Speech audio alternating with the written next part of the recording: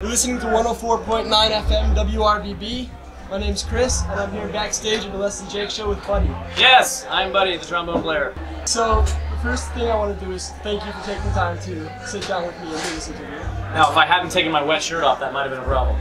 Because it's A, freezing, and yes, B, I feel like I'm getting sick. But now I'm standing here naked with you, and everything's great. Can you describe Less Than Jake in your own words for us? How would you describe Less Than Jake? A naked midget with flames coming out of his nipples and a Devo hat on. That's good enough. I've never heard that description. Does that sound about right? I wasn't going to go with a musical description because if you want to hear a musical description of us, you just got to like Google Less Than Jake and then something will pop up. And you can... Well, musically speaking, you've been labeled a ska punk band and this is a correct. pop punk band. This is correct. How do you feel about We're also those a metal band. We're also a pop rock. We're like pop rocks that explode in your mouth. And if you drink Coke while you're having them, your stomach will explode. How do you feel about the labels ska punk and pop punk? You know, I've never really been one to place labels on our own music or anyone's music. I feel like, you know, you just gotta, you have to kind of do that as a society. You have to pigeonhole things a little bit so people know what the genres are. But it always sucks especially if you're in the band, to get pigeonholed into something. Especially if you know you do have a lot of different elements in your band, like we do. So, do you feel constricted by the labels that you? No, I mean we just do what we do, and then other people place the labels on them. That's the thing. We didn't actually place those labels on ourselves. So, you know, people have to put you into some sort of niche though, so that they can categorize you. Right. And that's fine. I mean, I get it. I do that too. Like I organize my CDs by whatever alphabetical. You know. I bet you are an alphabetical. I'm definitely alphabetical. Yeah, full anal retentive dude. Who would you say are the main influences in your style? Well, as a collective, we have a few that we like to name. We all have kind of some eclectic personal favorites or whatever, but as a group, the Descendants, Operation Ivy, the Mighty Mighty Boston's, yeah, Boston, what? Snuff, band from England, that was like, you know, pop punk, kind of fast punk, and then they had a trombone. That was kind of actually the reason that they were like, we should maybe put a horn in our stuff. Because originally it was Less Than Jake was a three-piece for like 8 months. Yeah. And I actually went and saw them in Gainesville saw before Less I was in the Than band. Jake Oh yeah. before you were in the band? Oh yeah, definitely. Were you friends with? I saw them guys? before Roger was in the band. I saw them with Chris Camp, like the old bass player. Okay. Were you friends with the guys? I hadn't actually met them, but you know, they were friends of friends kind of thing. And the reason that I actually am in the band is that my other band at the time I played bass in, like the band that was supposed to play with us was canceled, and our drummer was flaking out. We ended up playing with a drum machine that night, which was really pathetic. But we also needed to get another band. This guy I knew was like, "Oh, you should call Less Than Jake. Those guys will play." I said, "Sure." And so I called either Vinny or Chris. I don't remember who it was that I called. And they were like, "Yeah, we'll play the show." And so they came down, and then Jessica, the old sax player, was playing sax, and I'd only seen him as a three-piece. I was like, "Oh, they got a horn player," and you know, we were first, or they ended up headlining, and I'm watching them. It's like midnight, and I'm kind of a little saucy, and I was like, "Man, you know, I played trombone in high school or whatever. And it'd been like a year and a half, and I hadn't touched my horn at all." And I was like, "Man, I should see if they want a trombone player for the summer." So my band was kind of getting weird, like the drummer was leaving, and like that's something I could do for the summer. And that was 1993. There I am. It's been a long summer. Yeah, exactly. It's been a very long summer. Do you remember the first show you played as a member of Less Than Jake? The first show? You know, I don't think that I do. It might have been, actually, there was a house party in a backyard. This is the earliest one I remember. There might have been one before this, and like they had built a stage in the back. It was this place called the Utility House. I think it was actually before. It's called the Utility House.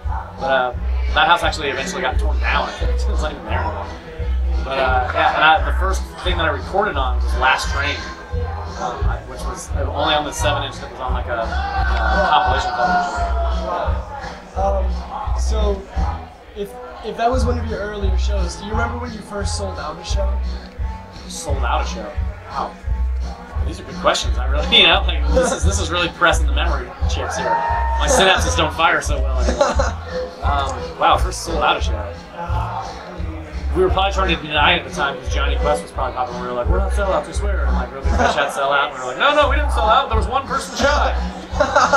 I really don't know when the first sold out show was. That's another great question. It was probably actually in Gainesville before we ever left the tour. We probably sold out like the hardback and cover dish or something. How does it feel to sell out shows? Like when you got to notice that this show was sold out, Yeah, especially like this one was sold out like, you know, a couple weeks or a month or something in advance. That's like, you're like, yeah. Sometimes you move it up a venue, but we were like, we'll see. There's nowhere else to go anymore. We haven't played the Middle East in a long time too. It's fun to come here. As Chris brought it up while we were playing too, we actually came here. We flew up, and it was 1998. I remember this, like I remember this, but I don't remember when we sold out our first show. But we came here, and we were coming for a radio show. Like, you know, you had like these weird, like, it was like Blur and like, you know, Third Eye Blind or something we're playing, and you know, we had Boring Town on the radio or something. And so we flew up for that, but we were here the night before. And we're like, well, let's see what's playing, you know, around town. And Fishbone was playing here in the Middle East. And we came down here, and Dickie Barrett from the Boston was in the crowd, and he recognized us. We played one show, and he was like, hey, what's up? That's the big guy. And we're like, oh my God, Dickie Barrett recognizes us. And then Les Claypool from, oh my God, I'm totally blanking on, we'll just say Les Claypool. Yeah, exactly, that's all you really need. But he came out and played, and like, you know, Fishbone doesn't need like a rad bass player to come out and add stuff to it. But he came out and played. It was amazing. Primus, by the way. Now, you guys are considered one of the more influential bands in the ska punk genre. We are? You are. Yeah, good. In case you didn't know, I mean, here's the news. You're considered one of the main guys in the, or main bands in the genre. How does that make you feel? Well, now that this is new and exciting information, that makes me feel great. It's weird because, you know, when you're in the band, you don't really look at yourselves like that. It's like hard. Well, it's always weird to like take yourself out of the situation you're in. Yeah. You know, we have all the examples of bands that we think are influential in the situation. You know, we assume we are to some degree. So you guys have been around for 20 years. Did you? Oh, way to really bury the needle. I'm sorry. No, that's all right. Every time I hear that, I'm just like, God, that means we've been alive longer than that. I still feel like I'm 22. Wait, let me correct that. I act like I'm 22. I feel like I'm Okay, so you've been around for 20 years. Did you ever think that you'd make it this far? I think for our band, what is really helpful is that we set really achievable goals. So we weren't like, oh, we're gonna make it to 20 years. We were like, let's see if we can put out a vinyl record. You know, let's say, oh, we got a CD. This is great. Let's see if we can book a tour. And like every time we like got those goals down, we're like, all right. And then we just kept going to the next one and like trying to do. We like planned like 3 months in ahead. So it wasn't like, all right, let's see now. We're gonna do our 20-year anniversary tour. Like there's no way any of us thought that we were gonna exist for 20 years. Like most bands like exist for 20 minutes, especially these days. Now, why do you think you didn't last 20 minutes? Why do you think you made 20 years? What makes you special? There's a lot of reasons, and it's a comprehensive list, and I think it's really all of those things together too. It's not just one of them. Part of being in a band and staying together for a long time is being friends with the people in the band. That's like the most important, because if somebody doesn't, I mean, and we haven't, don't get me wrong, there's definitely the differences that go in our band, but they're such to the point of like the Brady Bunch at this point now that like, when someone's got like some bitch session they're doing or whatever, everyone else knows exactly how to push the buttons and like shut that down. And so we had to go over many speed bumps in our friendship side of things, but we were all really like, there was some sort of clicking that went on. And it has to click musically as well. You have to be inspired by each other, and even when there's hard times, especially with our band too, because we all write collectively. It's not just like one person band, like here's some sheet music, learn your part, you know. Right. So that gets pretty tense, you know, because everyone wants to have their opinion. There's a lot of cooks in the kitchen who are like, no, we need more salt. No, we need paprika. And so those things, that's just like the internal side of the band. Then you have to like deal with navigating through labels and keeping up with technology, and I mean there's a million things you have to do to be a band. And the other most important thing is acknowledging that your fans are the reason that you are a band and will continue to be a band. Like as soon as you start ignoring your fans or doing things that just don't care about your fans, then you're completely blown, because they're the only reason you're going to be a band for more than 20 minutes. Now you just mentioned that sometimes things get rough between guys. I'm assuming that happens on tour. But it happens all the time. That's what I was saying too. Even when we're recording, it's actually worse when we're recording. On tour, it's like more of a fun environment.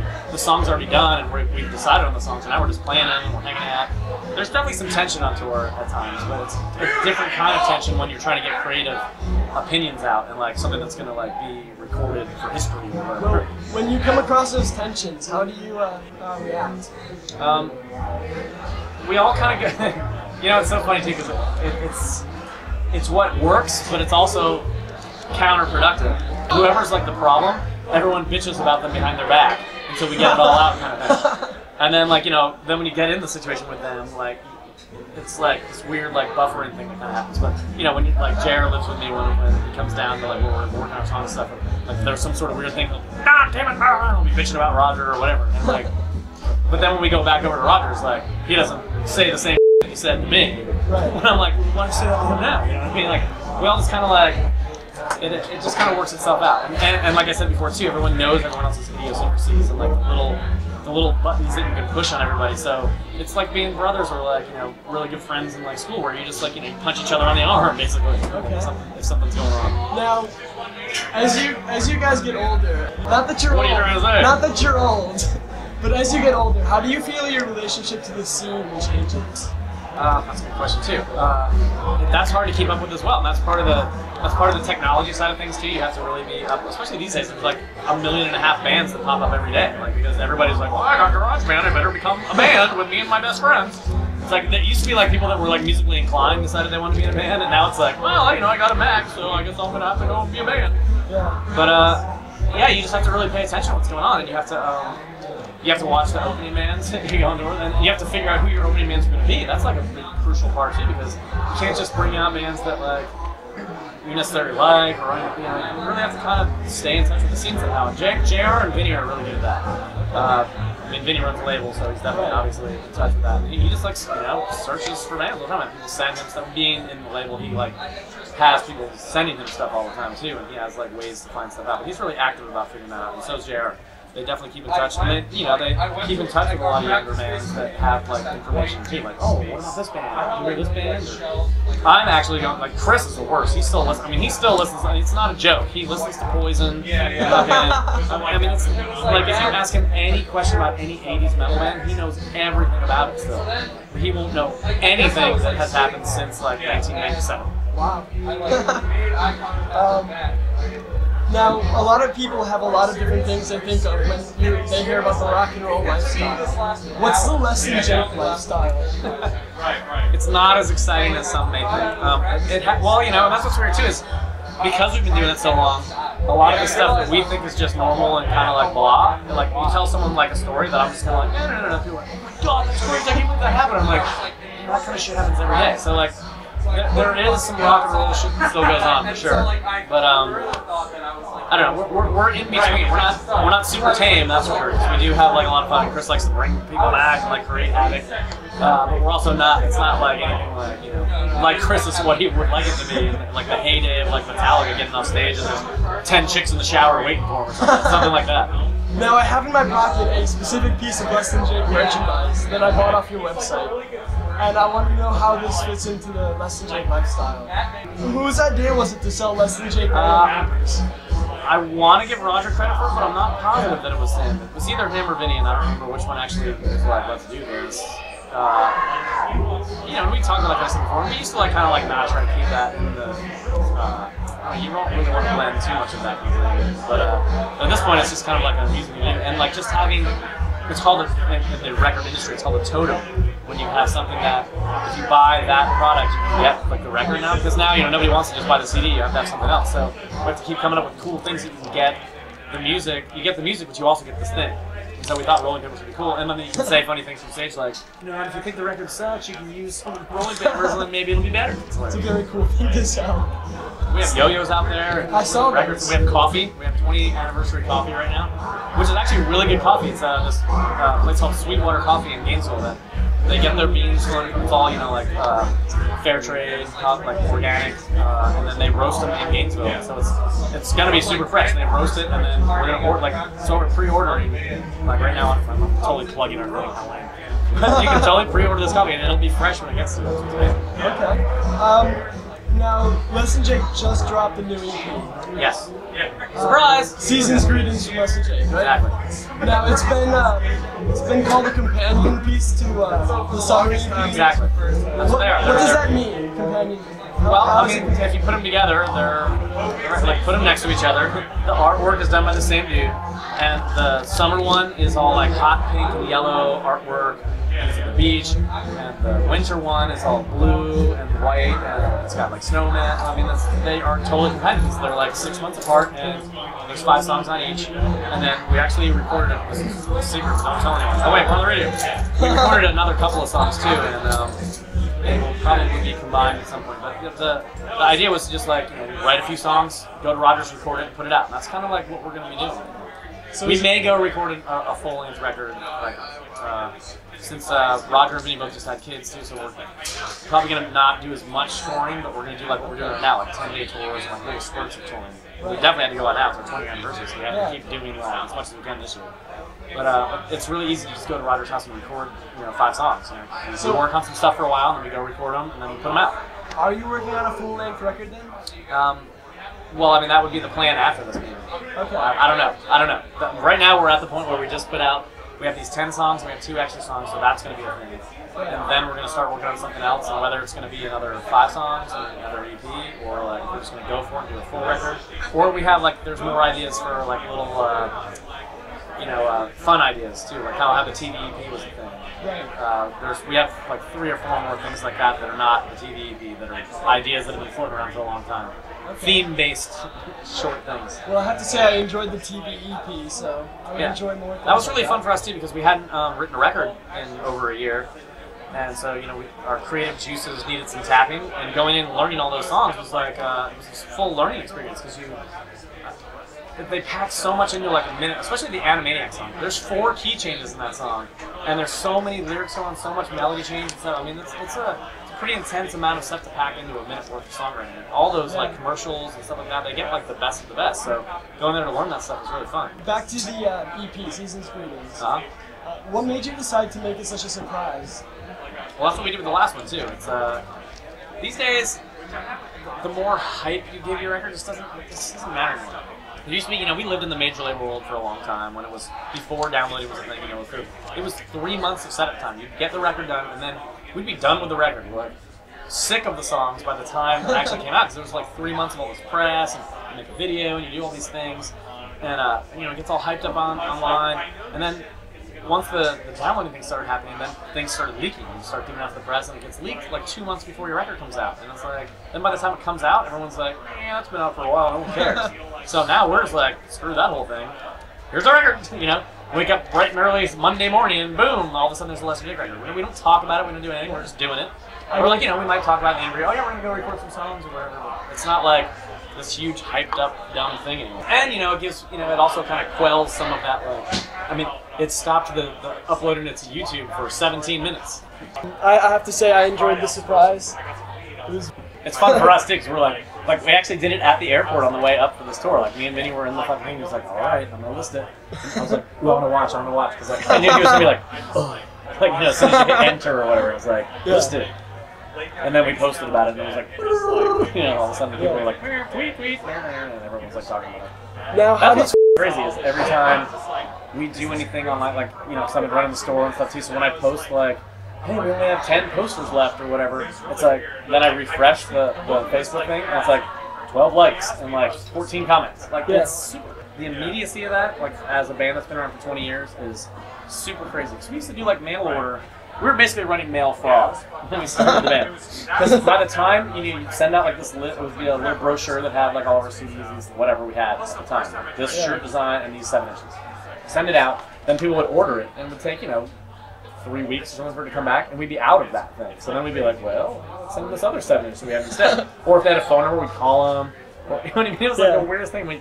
And then people would bitch, and they'd write back like someone's mom and be like, my son ordered this thing and you didn't do it. So we'd like get in touch with them and then send them everything we had. And then I was like, I can't believe you did that. Like, it was like super creepy weird. Speaking of your mail order, is it true that you started selling your Greased EP before you had recorded it? We didn't start selling it, but the thing that went with that, this is almost kind of what happened with the TV EP too. It was just one of those ideas that we had, and we started talking about from the stage on tours. Like, oh, we're going to do this Greased EP, it's going to be awesome. And 6 months had gone by, we hadn't done it yet, and everyone kept being like, when's it? And it turned into like this uproar of like, when's the Greased EP coming out? Because we never said like it's for sale, but it was like, we had said that we're doing it for entirely too long, and then we were like, it was really one of those things where it was like, I guess we have to go do this. like, why did we talk about it so much? Then it was like, gotta book some studio time. And then we went to Mirror Image and did that, and we did like a bunch of stuff with it too. We did that and like 2 or 3 things with it. I think the Slayer songs, and it might have been the first version of Scott Farkas and that stuff, the one that was the Charlie Brown set. It was Scott Farkas and what was on that? Maybe like a live version of Doug Hastings or something. I don't know. Now, how do you feel you've evolved as a band from way back then in the mail order days all the way to Season's Greetings? I did not have as much heartburn back then as I do today, in fact. I think that, we've definitely all gotten better at our instruments. None of us are virtuosos still somehow. Like, we should be like, they keep showing these things on Facebook of like the dude that has the $3.5 million violin playing in the subway and no one noticed kind of thing. That should be us. But no, we're still kind of average. Yeah, I think that we've all just learned so much about being in a band by being in a band. I don't know how else to describe it. It's all encompassing. It's about everything about being on the road, everything about major label world, indie label world, radio world, video stuff, the technology of like marketing, everything about being in the band. We have paid attention. That's the thing too. A lot of bands. This goes back to your way earlier question about what does it take to be a band, or how do you stay the band this long? So you really just have to be. You can't be the band that's just like, cool, I'm gonna get in the band, we're gonna play the show and party, and not pay attention to any of the other stuff, because that's what keeps you a band too. Because if you let everybody else do everything else, you're not gonna be a band very long. You got to know how to do everything that goes along with being a band. Okay. Now the last thing I want to talk about before we wrap up the interview is touring. Do you have any tour stories that stick out? Anything crazy that has happened? 7 million. Everyone always asks that, and I'm always like, God, and I always blank. But I could give you like 30 right now. But I'm gonna give you the one that this is really old. Okay. Okay. And we're driving down to Daytona, and we would always go. We leave Gainesville and go down 441. Turns into 301, and then you go across through the Ocala National Forest, right? It's 40. Goes all the way over to Daytona. So we're driving. We'd always drive in like 4 different cars. And, someone would have the drums in their car, whatever. And Roger used to be wild back then, and like driving in the emergency lane and passing people and shit like that. Until we got in a bad accident. But so then we would always be driving home too, like 4 in the morning. There's deer everywhere, and we're like beeping the horn, turning the high beams on. But we're almost in Daytona. We pulled out to go to the gas station. There's this guy in the median, and he's wearing an entire. First off, he's like 6'3", 4". He's like super huge dude, and he's wearing an entire outfit made out of duct tape. And it's like he looks like RoboCop. He's got this huge silver duct tape outfit on with a giant staff, and he's in the middle of the room. We're like, well, what the fuck is that guy? And while we're in the thing, he comes cruising into the store, of course, and starts striking up a conversation with us. I don't remember at all what the conversation was about. But that's the kind of thing that happens to us too. We always talk about how we're like freak magnets. Vinny or Chris, one of those two. If there's a freak within like 50 yards of us, they will come over and talk to us. Oh. We had a bum light his balls on fire one time for $10. We were back, like it was after a show, and we're loading the stuff into the van. This was like way a long time ago too. And it was us and like a few other bands that were on tour. Like it was like everybody was just kind of hanging outside. And he came over and he was like, "Man, what's going on?" He was talking to us, and somebody said something like, he was like, "I need to get some money." He was like, "Well, what would you do for some money?" It turned into like he's like, "I'll do it." So he dropped his trowel and like poured lighter fluid on his balls and lit him on fire. And was like, "Ah!" Like ran around and and then we gave more than $10 when he was stoked. That's horrible. Yeah, that's absolutely horrible. At the time, it seemed like a great idea. It makes for a good story. I actually thought it was a terrible idea at the time. So I was like, "Don't do that. That's terrible." I'm like the hippie friendly guy in the band. Okay. No, don't do that. We're a homeless guy. But it does make for a good story. It does make for a good story. Speaking of touring, the Vans Warped Tour. You guys are veterans of the Vans Warped Tour. Oh yeah. How is it different than a normal tour? At this point, for us, it's different because we're like the mafia on that tour. We've been around so long, like. We know everybody in the production office. We know the guy that runs the tour. We know how to get everything. We know how to talk to the ice guy the first day. We know how to get water. We know how to get everything like that you need on the tour. And for a band that's like brand new to the Warped Tour, it's super hard to be on the Warped Tour. I mean, it's different in a lot of ways because it's a lot of kids, and so for us it's great because we rejuvenate our crowd a bit because there's a lot of people that have heard of our band. Like this is what we notice a lot because we'll still have a big crowd, but you can look out and a lot of people don't know the songs.